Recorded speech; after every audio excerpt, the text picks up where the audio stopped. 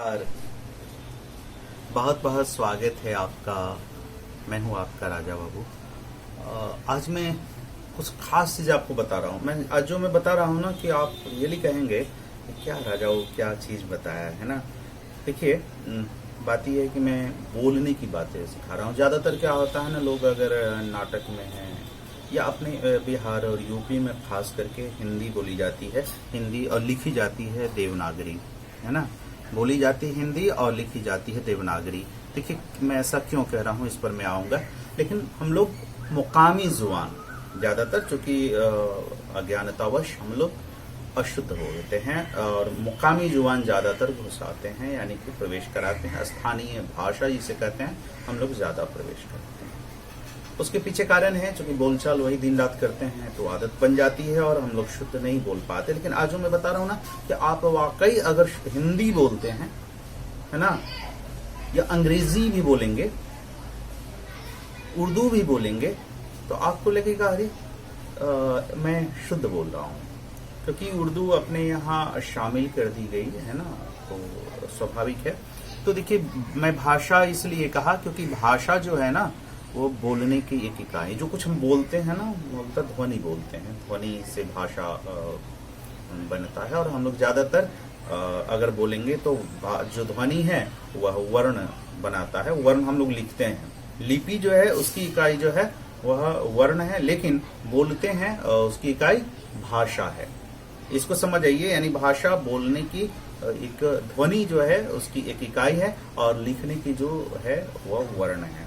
तो ध्वनि जो बोले, बहुत सारे टुकड़े टुकड़े टुकड़े जो चीजें निकलती है वह वर्ण का निर्माण करता है। वह वर्ण फिर कई वर्ण मिलकर के अक्षर का निर्माण करता है और अक्षर जो है वह पद का निर्माण करता है। पद से पदबंध यानी कि शब्द बनते हैं और पदबंध से फिर जाएंगे तो उपवाक्य बनते हैं, वाक्य उपवाक्य वाक्य बनाते हैं। यानी कि हम लोग ज्यादातर वाक्य ही बोलते हैं। लेकिन जो बोलते हैं ना, जो ध्वनि इकाई बोलते हैं, वह जनरली सामान्यतः वह हमारी वर्ण के रूप में होता है, अक्षर के रूप में होता है ना। वर्ण अर्थात अक्षर के रूप में होता है।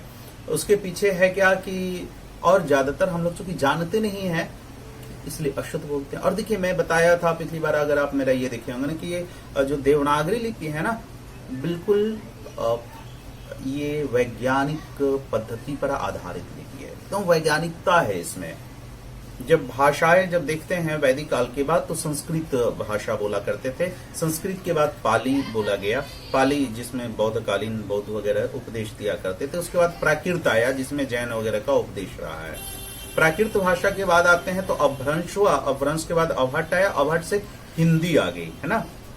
चूंकि मैं इसलिए इस बात पर आ रहा हूं और इसको समझेंगे कैसे बोलते हैं, आप इसको एकदम वाकई दिमाग में बसा लेंगे और शुद्ध बोलने लगेंगे। कृपया आप इसको पूरा देखेंगे, है ना। और कई भाग में मैं खंड खंड खंड करके वीडियो जारी कर रहा हूं, क्योंकि मैं जानता हूं कि अच्छी चीजें पर लोग वक्त नहीं दे पाते हैं। लेकिन अगर इसको ध्यान देंगे एकदम शुद्ध आप बोलेंगे, क्योंकि एकदम वैज्ञानिकता के साथ मैं बातें बता रहा हूं। तो देखिए, जो हिंदी आई ना, हिंदी जनरली हमारे यहाँ की भाषा नहीं, ये फारसी शब्द है। यद्यपि पैदा तो हमारे यहाँ लिया है ना, लेकिन फारसी है। क्योंकि सिंधु घाटी सभ्यता के दौरान जो विदेशी लोग आए थे, आर्य समाज लोग जो है जब आए थे बाहर से, आक्रमणकारी लोग भी आए थे, तो वो लोग सिंधु को हिंदू बोलते थे, स नहीं बोल पाते थे, है ना। दांत वाली स है ना, स दांत से जो बोलते हैं स, देखिए, है ना। मैं इस पर आऊंगा, अभी बताऊंगा। तो सिंधु को हिंदू बोलने लगे, ये ह कंठ से निकालते हैं। यहाँ के लोगों को हिंदी कहा और इस प्रकार फारसी शब्द पैदा तो हमारे घर हुआ, लेकिन दूसरे जगह से आया, माने दूसरे लोगों ने नाम दिया। तो मैं ये जो कहना चाह रहा हूँ कि इसमें दो तीन चीजें होती है। ये पूरी जो बातें है, यह किसी भी अक्षर को पूर्णता देता है। जो बातें आ रही है, सबसे पहले हम लोग बोलते हैं क्या, स्वर। स्व यानी अपनी, र मतलब आवाज। देखिए, छोटा बच्चा है, जन्म लेता है, तुरंत तो जिस परिवेश में पैदा लेगा वहां की भाषा वो सीख जाता है ना। अभी कुछ दिन अंग्रेजी माहौल में जाइए, कहीं भी माहौल में, तो आप सीख जाएंगे, बिल्कुल सीख जाएंगे। लेकिन छोटा बच्चा क्या करता है, वह स्वतः कुछ ऐसी आवाजें खुद से निकालता है, है ना, कुछ इस तरीके से वो संकेत बोलेगा, आ, है ना, ई उ ए ओ अ, इस प्रकार से कुछ भी बोलता है। वह क्यों बोलता है आप ध्यान देंगे। या शुरू में तो भाषा नहीं थी, संकेत ही हमारे पास साधन था अपनी अभिव्यक्ति जारी करने का, है ना। तो हम लोग क्या करते थे पहले स्वतः कुछ कुछ आवाजें निकाली। आज भी जो जंगलों में रहने वाले लोग हैं वो कुछ इशारा से ऊ की आवाज, ए की आवाज निकालेंगे। और ये देखिए स्वर जो है ना, स्वर जो है ना, ये जो है ना शब्द, ये जो वर्ण है, यही वर्ण आपको किसी भी अक्षर को पूर्णता देता है, अन्यथा सारे वर्ण अधूरे हैं, है ना। स्वर की सहायता से ही कोई भी शब्द बोल सकते हैं। अब इसको देख लीजिए, इसमें एक चीज जान लीजिए, स्वर में हम लोग जीव के अलावा किसी भी अन्य जगह से उपयोग होता ही नहीं। स्वर जब भी बोलते हैं ना, जीव से बोलते हैं। जैसे कैसे बोलते हैं, देखिए ना, आपको बता दें कि आ है जिसमें पूरा मुंह खोलते हैं, तो देखेंगे इसको, मैं ये बताना चाह रहा हूं कि ई ए ना, ई ए, ये जनरली हम लोग जीव के आगे से बोलते हैं। ई ए जीव के आगे से बोलते हैं। औ जीव के बीच से बोलते हैं। इसके बाद आ जाइए आ, उ ओ, औ, है ना। ये वाले जो बोलते हैं जनरली, ये कहां से बोलते हैं, जीव के पिछले हिस्से से। आप ध्यान देंगे इस पर, एक एक वर्ण पर अगर ध्यान दे दिया आपने ना, तो कहीं भी बोलने में दिक्कत नहीं आएगी। हम इसका कैसे मुंह का उपयोग करेंगे इसमें भी हम बताएंगे आपको। लोग बोलेंगे यहां से बोलो, हाँ एकदम नाक से बोलो, छाती से बोलो, ऐसा कुछ भी नहीं है ये सब। देखिए, मैं कोई अपने मन से कोई बात नहीं बताता हूँ, या चाहे मैं ज्योतिषीय विश्लेषण बताता हूँ, वैज्ञानिकता बताता हूँ, ये बातें शुरू से आ रही जो वैज्ञानिकता है, जिस पर हम सही चीज रख रहे हैं। किंवदंती आ गई, रूढ़िवादिता आ गई, और जिसको हम लोग पसंद करने लग गई, हम लोग की भ्रांति है। यहाँ से कोई आवाज नहीं, आवाज यहीं से, स्वर यंत्र हमारा है। हाँ, बाकी सारी चीज मदद तो सब काम में सारे पूरे अंग मदद करता है ना। तो आप आवाज, तो देखिए स्वर जो है ना, हम लोग 3 भाग में बोलते हैं। देखिएगा, एक जैसे अ, ई, उ, यानी कि स्वर ही है जिससे हम चिल्लाते हैं, ज्यादा आवाज ऊंचा कर सकते हैं। अब देखिए, किसी का नाम पुकारना है, स्वर ही पुकारते हैं। जैसे आप बोलेंगे रा, फलनवा, है ना, तो आ जो अंतिम मात्रा है ना वह स्वर ही है। तो स्वर 3 प्रकार के हो जाते हैं। एक है ह्रस्व, ह्रस्व मतलब लघु, छोटा, तो उसको हर्षी, छोटी उटी कुछ भी बोलते हैं, लेकिन ह्रस्व यानी ह्रस्व में 3 ही है, अ, ई, उ, है ना।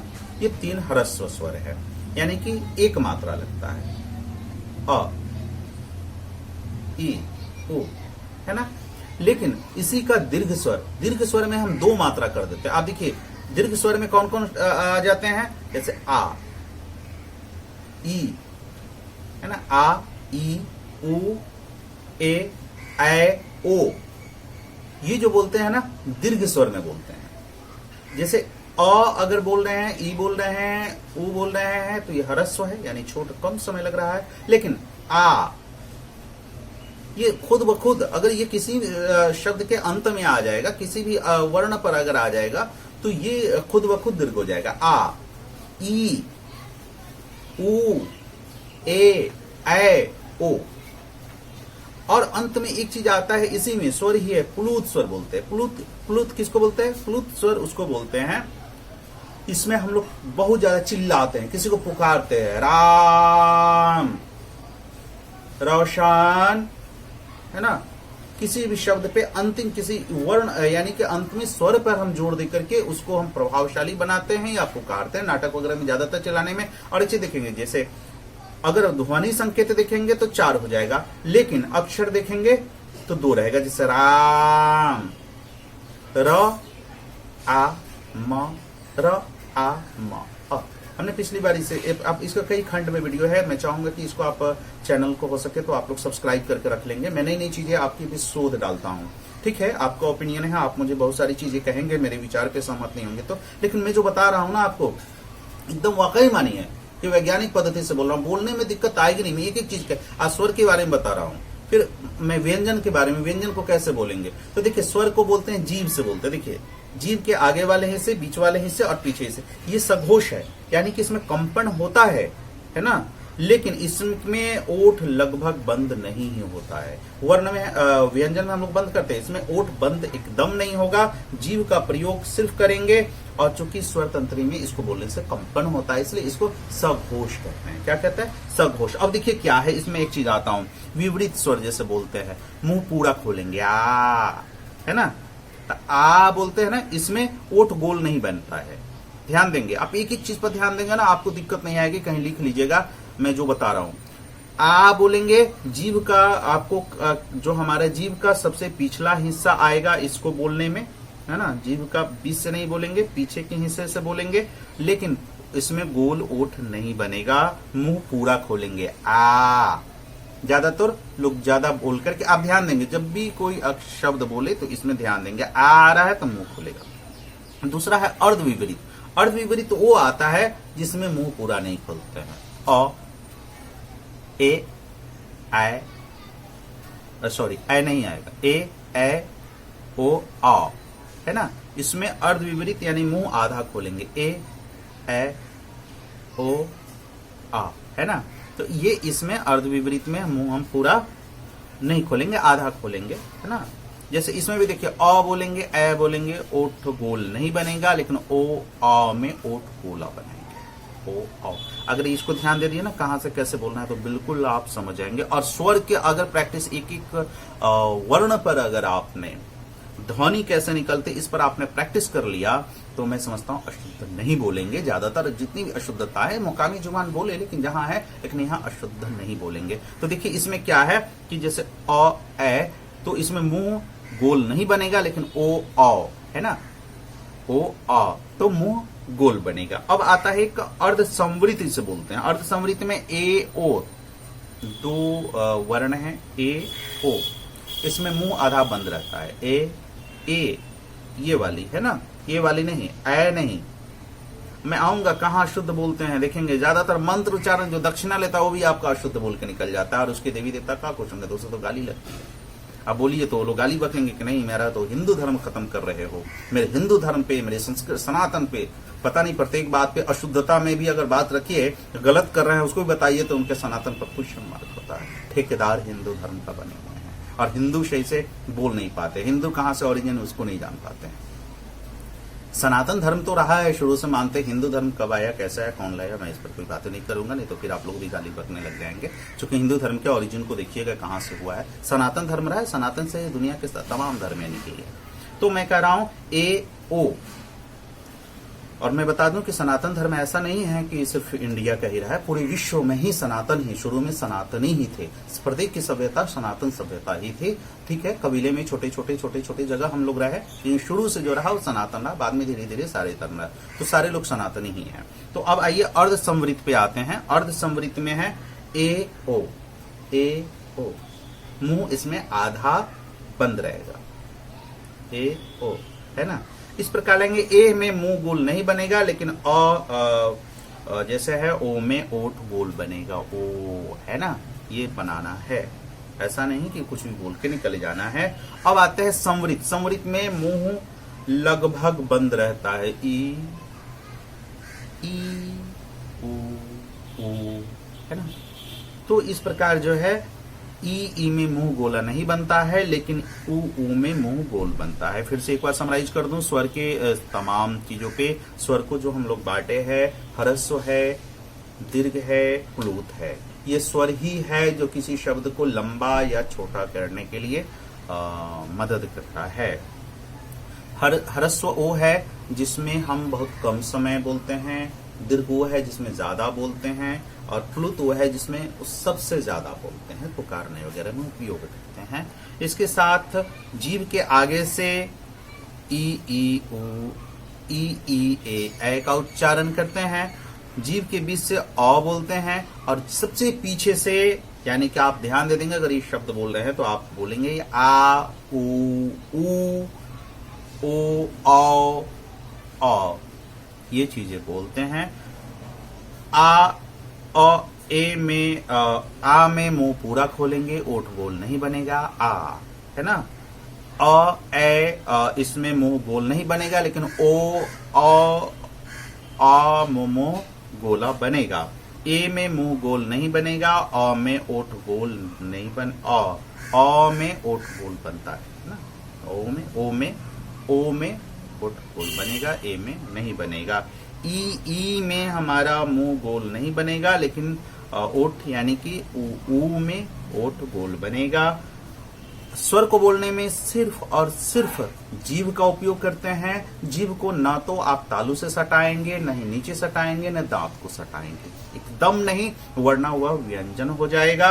व्यंजन के लिए आप अलग से हमारी कड़ी देखिए, मैं 3 कड़ी 4 कड़ी में बोलने का आपको बताया। एक में स्वर रखा है, दूसरे में व्यंजन रखा है, तीसरे में आगत वर्ड जैसे नुक्ता वाले वर्ड, उसका उच्चारण कैसे करेंगे, वैज्ञानिक पद्धति में बताऊंगा, उसको आप देखेंगे कैसे ओठ बनाएंगे, कैसे जीभ से उपयोग करेंगे, हम इस बात पे चर्चा की है, इसलिए आप उसको जरूर देखेंगे। तो सघोष है, ओठ लगभग बंद नहीं होता, लेकिन सघोष है चूंकि स्वर तंत्र में कंपन होता है। खैर चलिए, बातचीत में कुछ ऐसी बातें हमने बता दी जिससे कि आप लोग को दुख पहुंचे तो माफी चाहूंगा, लेकिन हाँ, जो वैज्ञानिकता के साथ बात करता हूं, मेरी इच्छा है कि हमारा भारत शुद्धता के साथ शब्द रखे, हमारा भारत संपूर्णता की ओर हो, हमारा भारत ज्ञान की ओर हो। हम बुद्ध के उपासक हैं, युद्ध के उपासक नहीं हैं, इसलिए आप ज्ञान पर ध्यान रखें।